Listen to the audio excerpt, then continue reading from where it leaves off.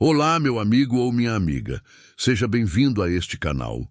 E se ele apareceu para você, é porque essa história tem algo a te dizer. Então não perca tempo. Inscreva-se no canal e comente aí de qual cidade você me assiste. Eu não sei bem onde começar, e talvez seja porque a dor não tem começo certo. Ela só chega, se instala e depois a gente vai catando os pedaços do que sobrou para tentar contar direito. Marcos morreu numa terça-feira de sol forte, desses que rachavam o chão da nossa fazenda. Caiu no meio do curral, dizem que foi o coração. Eu não vi.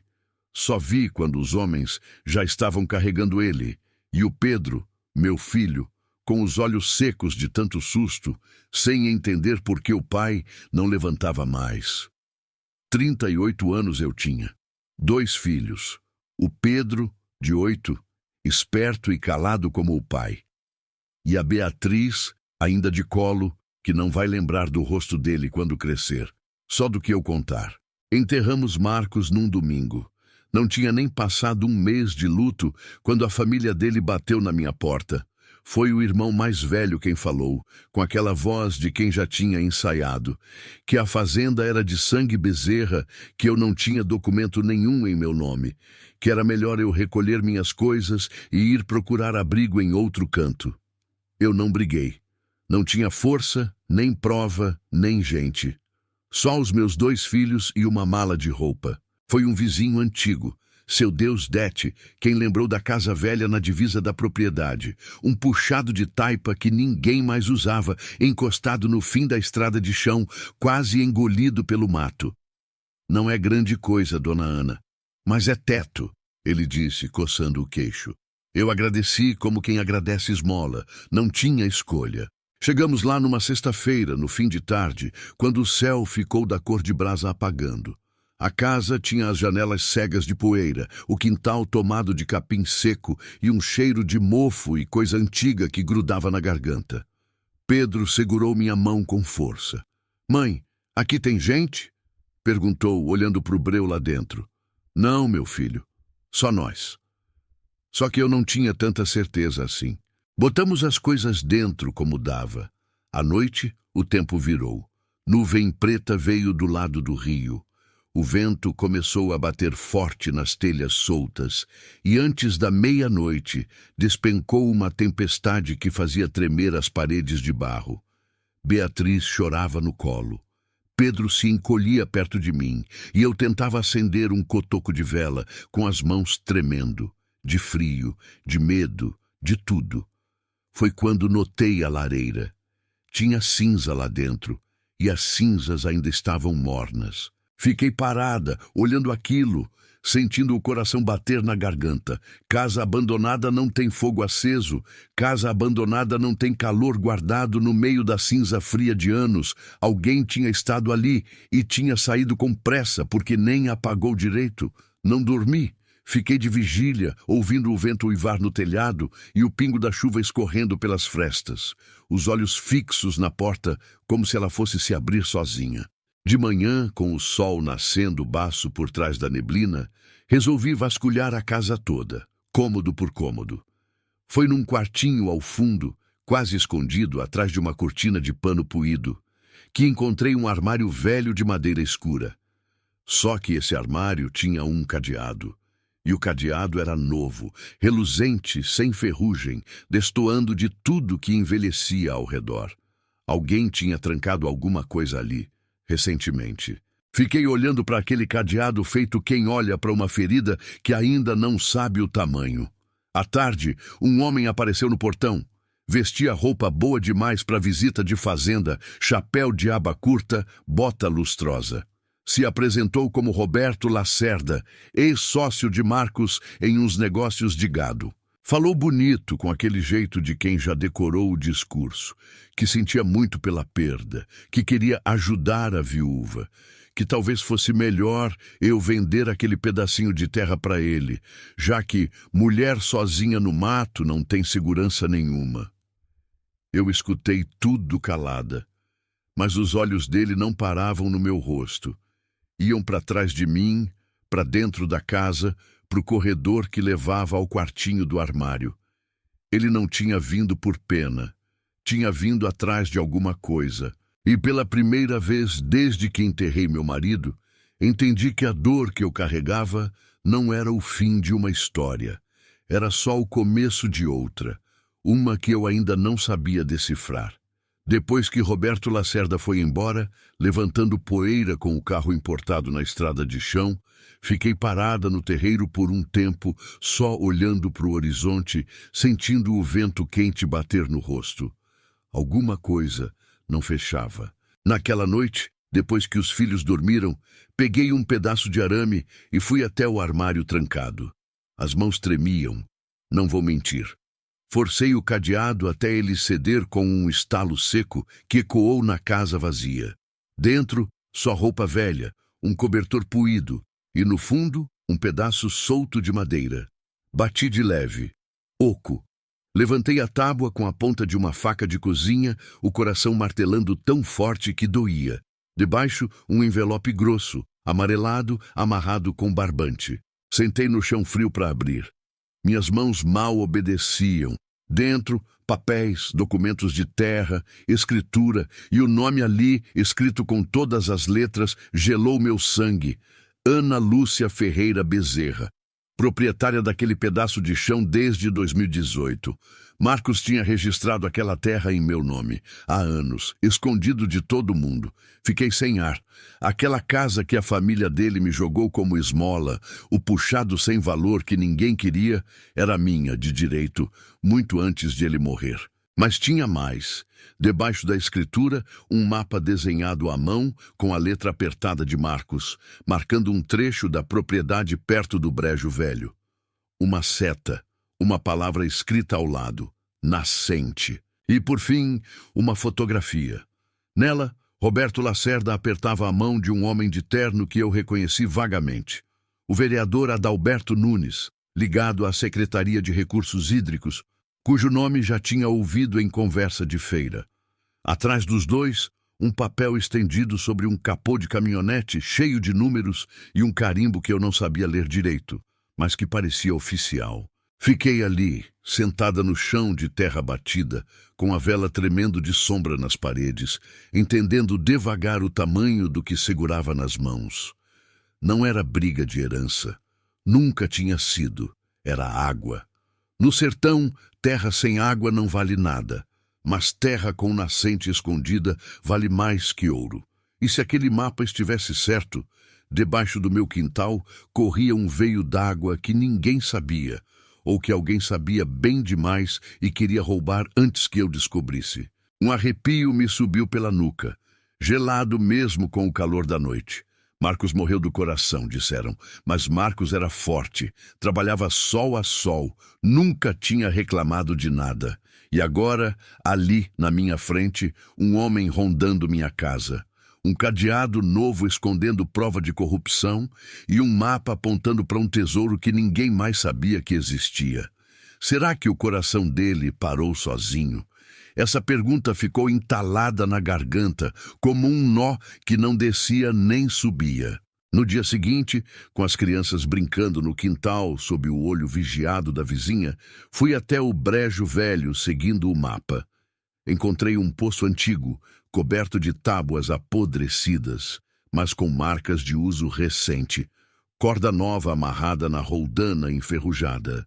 Pegada de bota no barro seco em volta. Alguém andava tirando água dali, escondido, calado, como ladrão que rouba de pouquinho para ninguém notar a falta. Voltei para casa com o mapa dobrado dentro da blusa, junto do peito, feito quem guarda uma arma. Porque era isso que aquele papel tinha virado. Uma arma. E também um alvo nas minhas costas. Nos dias que seguiram, Roberto Lacerda não deixou minha porta em paz.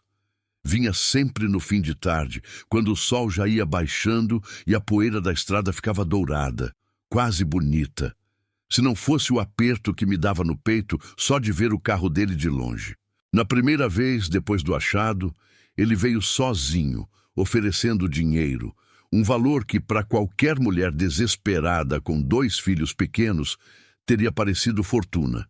Eu disse que ia pensar, não porque pensava em vender, mas porque precisava de tempo.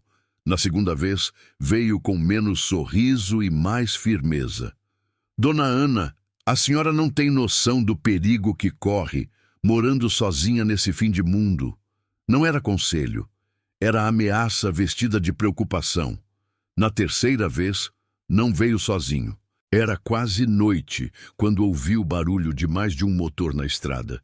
Peguei a Beatriz no colo e chamei o Pedro para dentro, o coração batendo tão forte que doía nas costelas. Pela fresta da janela, vi 3 homens descendo de 2 caminhonetes. Um deles, o vereador Adalberto Nunes, o mesmo da fotografia, ficou encostado no capô, de braços cruzados, como quem só supervisiona. Roberto bateu na porta com o punho fechado, sem pedir licença. Abre, Ana. Vim conversar sério dessa vez. Abri só uma fresta, o corpo travado, a voz mais firme do que eu sentia por dentro. Já falei que vou pensar. Pensar não paga conta, mulher. Ele deu um passo à frente e por trás dele os capangas se aproximaram, parados feito sombra, ameaçando virar tempestade. Essa terra tem dono e não é você. Foi aí que minha voz falhou, só um instante, antes de eu engolir o medo e mentir com a cara mais dura que consegui. Os documentos já estão com meu advogado e com mais gente de confiança. Se acontecer alguma coisa comigo, tudo isso vai parar direto na delegacia de Picos e na imprensa. Um silêncio pesado caiu entre nós, cortado só pelo som dos grilos e do vento arrastando poeira. Roberto olhou para trás, para o vereador, que não disse nada, só balançou a cabeça de leve. Um aviso silencioso. Você tá blefando, ele disse, mas a voz já não tinha a mesma certeza de antes. Experimenta descobrir, respondi com a boca seca e as mãos escondidas atrás das costas, tremendo tanto que eu tinha medo dele enxergar. Ele foi embora, praguejando baixo, mas foi embora. E eu fechei a porta, tranquei a tranca velha e escorreguei até o chão, o corpo todo mole de tanto susto guardado. Beatriz chorou. Pedro me abraçou forte, sem falar nada. Ele tinha aprendido cedo demais que tem hora que abraço vale mais que pergunta. Eu tinha ganhado tempo. Só isso. Um blefe não segura homem poderoso por muito tempo. Precisava agir antes que Roberto descobrisse que eu não tinha absolutamente ninguém. No dia seguinte, arrumei as crianças, tranquei a casa o melhor que pude e fui até a casa da minha prima Lúcia, na beira da estrada principal. Contei tudo, o cadeado, o mapa, a fotografia, a visita dos homens. Ela ficou branca, benzendo-se baixinho. Ana, isso é coisa grande, maior que nós duas. Eu sei, falei, olhando para os meus filhos brincando no quintal dela, alheios ao perigo que rondava a mãe. Por isso, preciso de um advogado de verdade, alguém em quem possa confiar.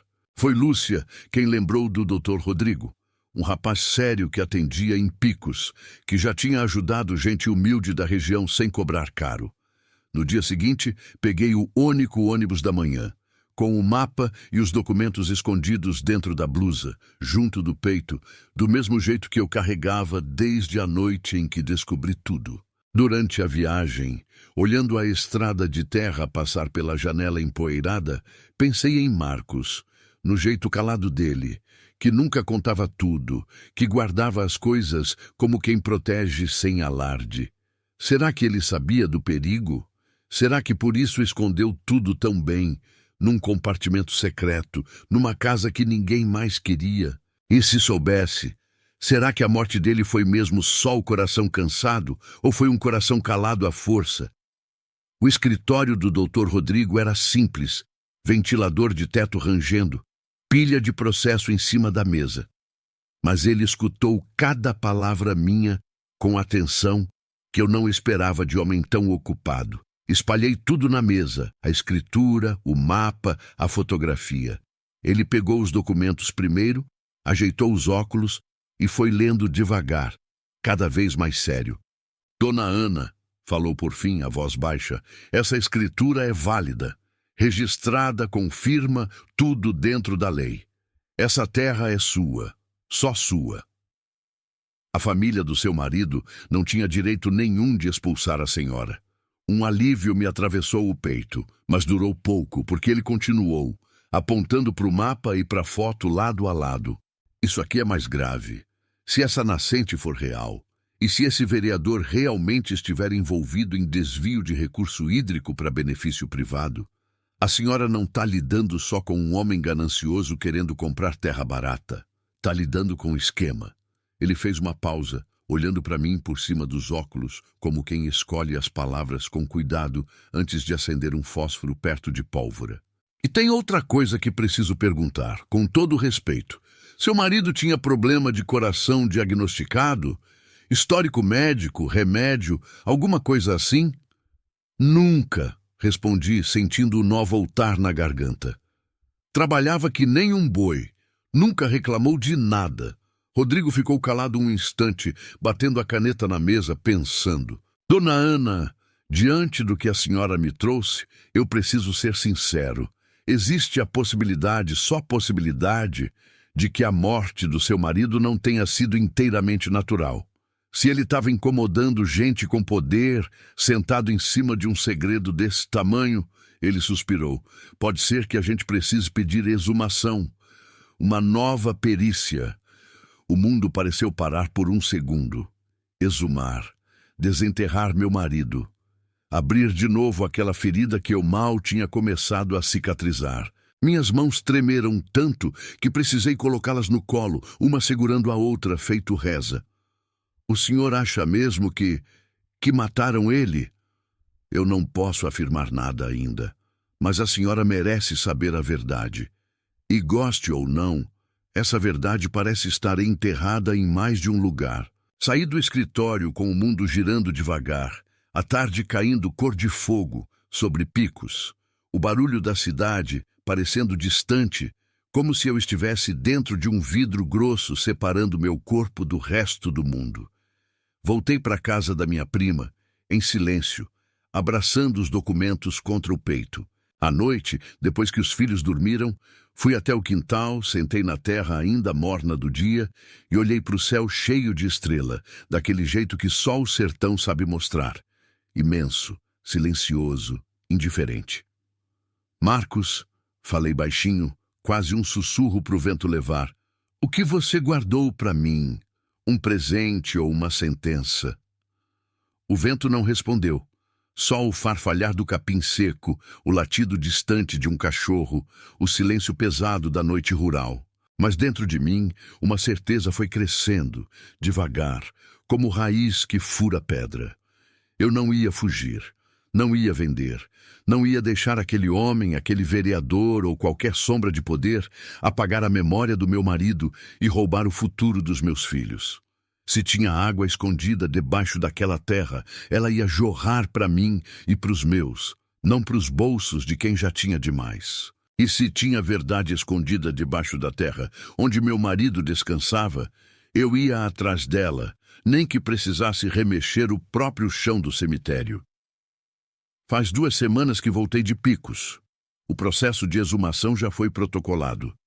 Dr. Rodrigo cuida de tudo, com um cuidado que me faz confiar, mesmo com medo do que a perícia pode revelar. Roberto Lacerda sumiu por uns dias, mas sei que não desistiu. Homem daquele tipo não desiste, só espera a hora de atacar de outro jeito. O vereador Adalberto anda mais discreto nas rodas da cidade. Dizem que já sente o cerco fechando, mesmo sem saber o tamanho exato do que eu carrego guardado. Mas eu não tenho mais medo do jeito que tinha naquela primeira noite de tempestade. Ontem de tarde, fui até o Brejo Velho com o Pedro pela mão. Mostrei para ele o poço coberto, sem contar tudo. Ele é criança ainda. Tempo de saber essas coisas vai chegar. Só falei, essa terra é nossa, meu filho. Seu pai deixou ela pra gente, escondida, mas deixou. Ele olhou o poço, depois olhou para mim, com aqueles olhos sérios que puxou do pai. E por que ele escondeu, mãe? Fiquei um tempo sem resposta certa. Depois falei o que sentia de verdade, porque ele sabia que ia precisar de coragem para usar, e talvez soubesse que essa coragem ia ser minha, não dele. A tarde caía dourada sobre o capim seco, o vento balançando de leve os galhos do juazeiro perto do poço, e por um instante, só um instante, tive a sensação estranha de que Marcos estava ali, no vento, no cheiro de terra molhada que vinha de longe anunciando chuva, olhando os dois, o filho e a viúva, de pé sobre o segredo que ele deixou. Não sei se foi só sentimento de mãe cansada e sozinha, ou se existe mesmo alguma coisa que fica depois que o corpo vai embora. Não sei explicar direito e não vou fingir que sei. O que sei é isso. A dor não me quebrou. Quase quebrou, várias vezes, mas não quebrou de vez. Em fazenda que me expulsaram, virou casa que me pertence. A água escondida vai ser usada para criar meus filhos, não para engordar bolso de político. E a morte do meu marido, se foi mesmo obra de mão humana, vai ter resposta. Nem que essa resposta demore, nem que custe caro para mim contar até o fim. Hoje, ao entardecer, sentei no terreiro como sento todo dia, vendo o sol se apagar atrás do morro, ouvindo o barulho dos insetos começando a cantar à noite. Beatriz dormia no colo, Pedro brincava perto, e eu, pela primeira vez desde que Marcos morreu, senti alguma coisa parecida com paz. Não é o fim da história. Sei que ainda vem briga, vem processo, vem gente poderosa querendo calar a boca de uma viúva humilde do sertão. Mas eu não sou mais só uma viúva perdida numa casa abandonada. Sou dona de um pedaço de chão que meu marido protegeu com o próprio silêncio. Sou mãe de 2 filhos que merecem herdar mais que terra, merecem herdar coragem. E se existe alguma coisa que ainda não entendi direito nessa história, se foi só coincidência, destino ou algum tipo de aviso vindo de onde a gente não enxerga, uma coisa ficou clara para mim, gravada tão fundo quanto aquela nascente debaixo do meu quintal. A gente pode perder tudo, pode ficar sem chão, sem marido, sem rumo. Mas enquanto tiver fé e coragem para cavar fundo, sempre existe água escondida esperando para jorrar.